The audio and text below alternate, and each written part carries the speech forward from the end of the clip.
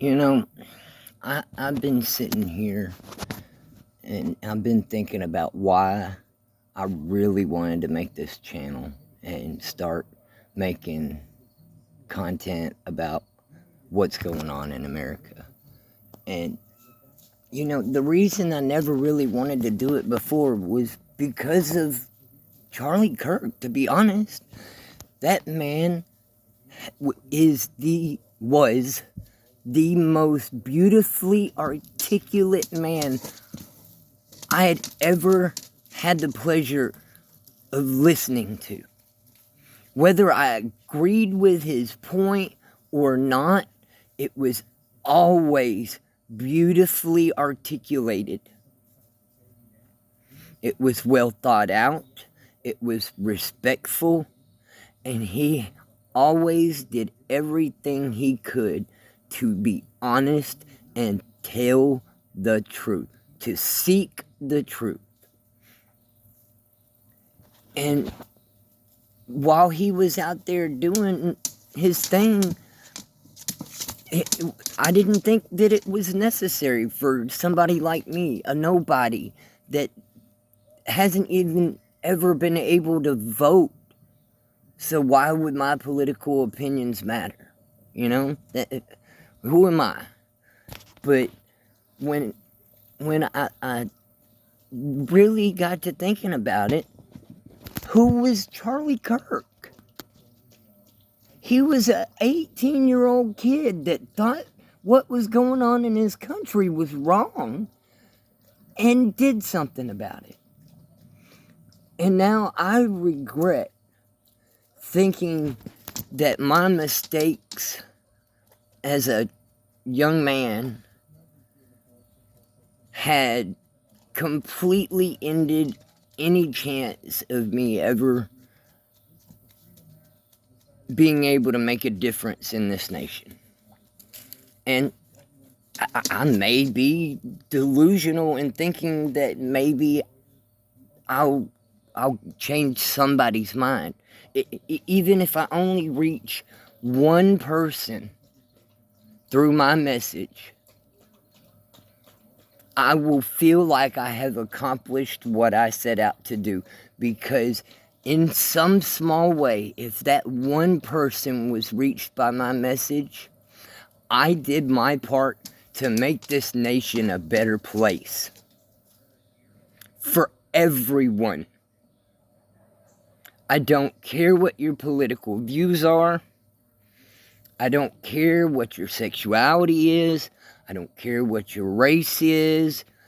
The only thing that matters to me is that we have our nation and that we respect each other enough to recognize that we're all in this together. Whether we agree about how to fix the problems or what the problems are or whatever. One of the greatest quotes I heard Charlie Kirk say was, when political conversations stop, that's when violence starts. And violence will never solve the issues of our nation.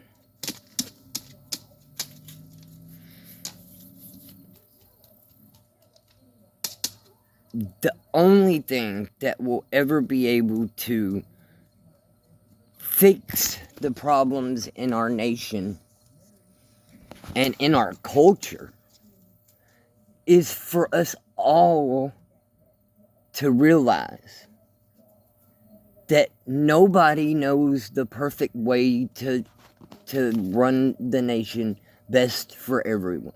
Not everyone's going to be happy. People are going to be unsatisfied about, what this political party did, or this person did, or this government agency did.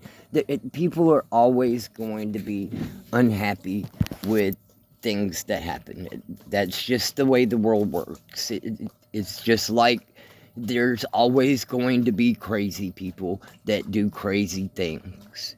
There's always going to be dumb people that do dumb things. There's going to be brilliant people that do brilliant things. There's going to be evil people that do evil things. And there are going to be great people that do great things.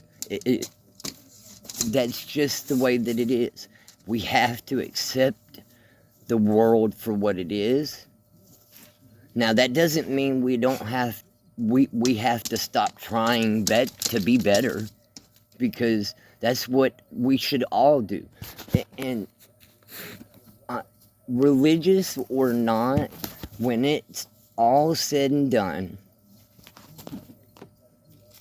we need to get back to a point to where we can talk to each other without hatred. Americans should not hate Americans. Nobody should hate anybody, honestly. But if it's an evil person, it's kind of hard not to hate them. And I understand that. But we've got to stop demonizing people simply because we don't agree with their political views or their political opinions or their decisions or whatever. We can disagree and still not have to hate each other. We don't have to hate. We should love each other. We're all Americans. America, people can hate it, but I will tell you this, just like Charlie Kirk said, you know you have a great nation when even those that hate it refuse to leave it. If America is this horrible, racist, terrible place, then why do all these people want to come here? Why did we have 10 million illegal immigrants come across our border during the Biden administration? I mean, people have been coming here illegally forever. But regardless, if this nation was so horrible, why would everyone still want to continue to come here? Can anyone give me a reasonable answer that if you hate a place so much, why you wouldn't want to leave it? I mean, it makes zero sense to me. And I'm going to get more into the political, my actual political views. I'm not there yet because I'm still emotionally dealing with what's currently going on in my head with the fact that a man that has never advocated for any violence, has always been as respectful as possible to everyone he ever spoke to, even while being blatantly disrespected to his face. He would tell his audience not to be mean to people. People would start booing people for what they would be talking to Charlie about, and he would silence the crowd and tell them to stop, because that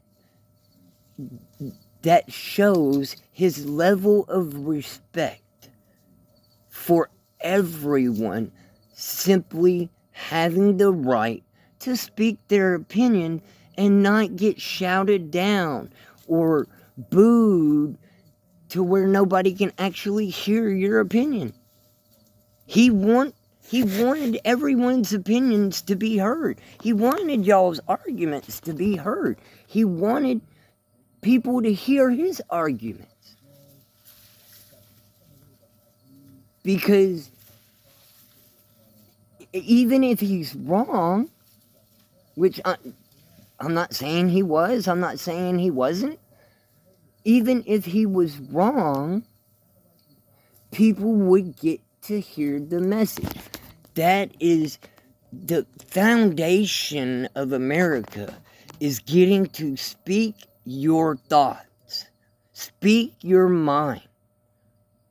That is the First Amendment in a nutshell.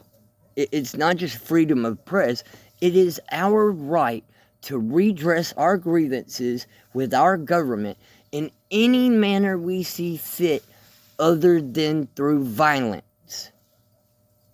You could say whatever you wanted. You couldn't threaten violence because that's not protected speech. Threatening people's lives, calling for people to be hurt, those things, that's not protected speech. But you saying, I think all of these people are retarded, and yes, I know that's not politically correct, but I honestly, I don't care. I'm so done with the political correct shit, because, hello people, this is America. Welcome to America. We're allowed to offend. That's one of the greatest things of this nation, is the fact that you can offend people and you shouldn't have to worry about losing your life over it.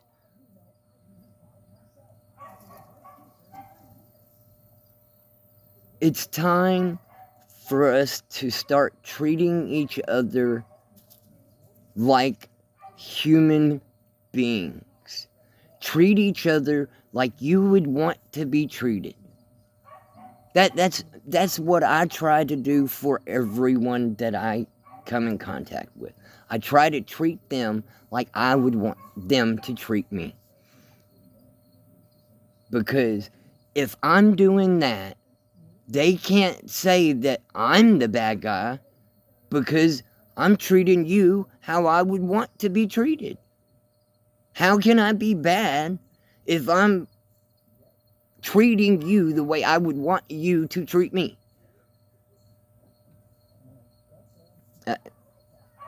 But I watched a comedian, Theo Vaughn.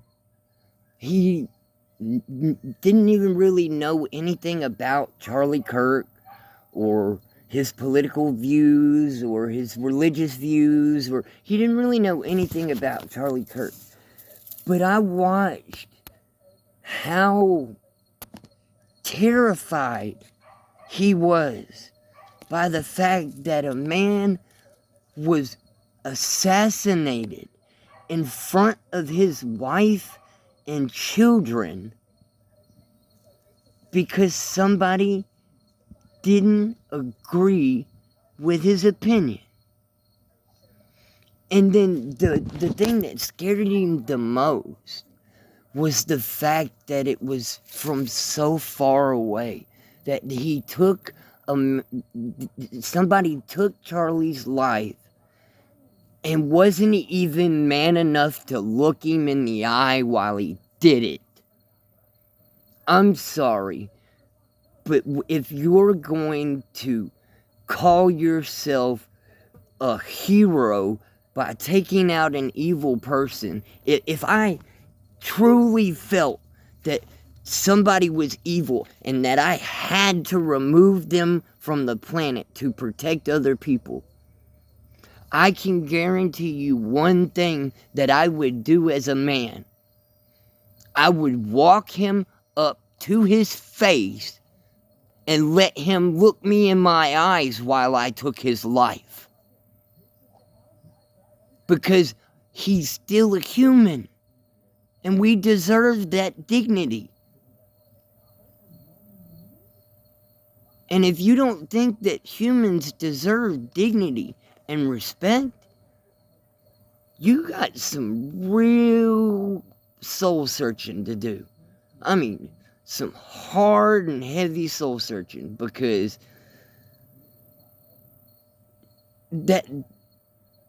there is nothing more sacred than human life. It's what has made the world. And y'all need to recognize it. America, it's time to wake up. Wake up, America. Stay safe.